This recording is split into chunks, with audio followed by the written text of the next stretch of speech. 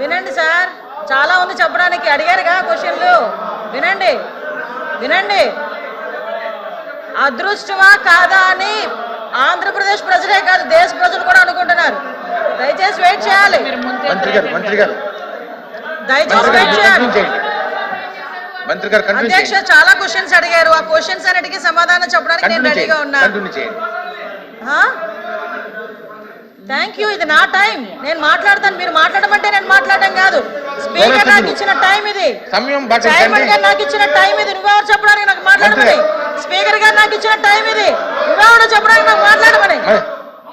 Sir member ఎట్లా మాట్లాడతారు? ఎట్లా కూర్చోండి కూర్చోండి.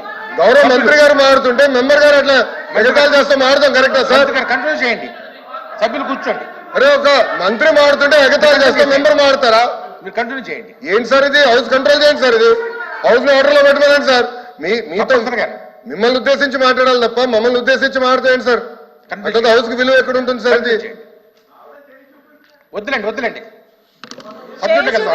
చూపిస్తాను సార్, చూపిస్తా.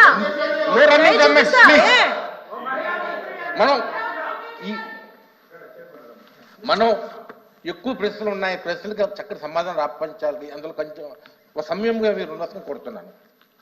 అధ్యక్ష, ఈ విషయంలో అధ్యక్ష సుమారుగా ముందస్తు చర్యల గురించి కూడా అధ్యక్ష అడిగారు. ఇవి ఆకస్మిక వరదలను ముందే చెప్పాము అధ్యక్ష. అయినప్పటికీ కూడా వర్షపాతం రోజు రోజుకి అంటే దగ్గర చూసుకుంటే అధ్యక్ష వర్షపాతం కూడా 800 రెట్లు పెరిగింది అధ్యక్ష.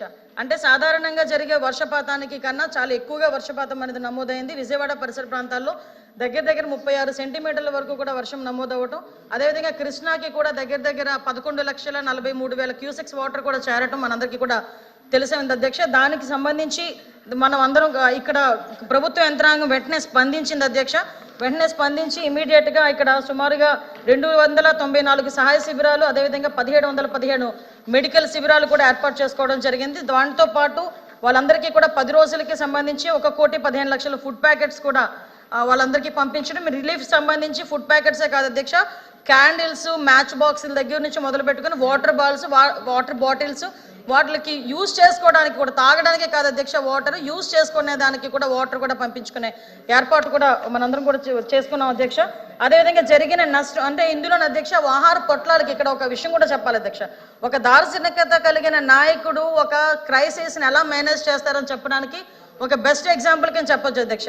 మొత్తం విజయవాడ మొత్తం నగరం అంతా కూడా ఆ పార్ట్ ఏదైతే ఉందో ఆ పార్ట్ మొత్తం నీట మునిగిపోతే అక్కడున్న వాళ్ళకి ఆకస్మిక వరద కారణంగా వాళ్ళు బయటకు వచ్చి ఈ ఫుడ్ ఎసెన్షియల్స్ కూడా తీసుకోలేని పరిస్థితిలో ఫుడ్ తీసుకెళ్ళి ఇవ్వడానికి కూడా ఒక్కొక్క సందర్భంలో ఇబ్బంది పడే సందర్భంలో, హెలికాప్టర్లు కూడా పనిచేయని సందర్భంలో డ్రోన్స్ను ఉపయోగించి మొట్టమొదటిసారిగా ఫుడ్ సప్లై చేసిన గవర్నమెంట్ ఏదైనా ఉందంటే ఇప్పుడు ఎన్డీఏ గవర్నమెంట్గా మనందరం కూడా గర్వపడాలి, అభినందించాలి అధ్యక్ష. దీనిలో కాంట్రవర్సీ కూడా ఏమి లేదు, అభినందించాల్సిన అవసరం కూడా ఉంది. ఇప్పటి వరకు డ్రోన్స్ను ఉపయోగించి ఫుడ్ సప్లై చేసిన పరిస్థితులు కూడా ఎక్కడ కూడా కనిపించలేదు.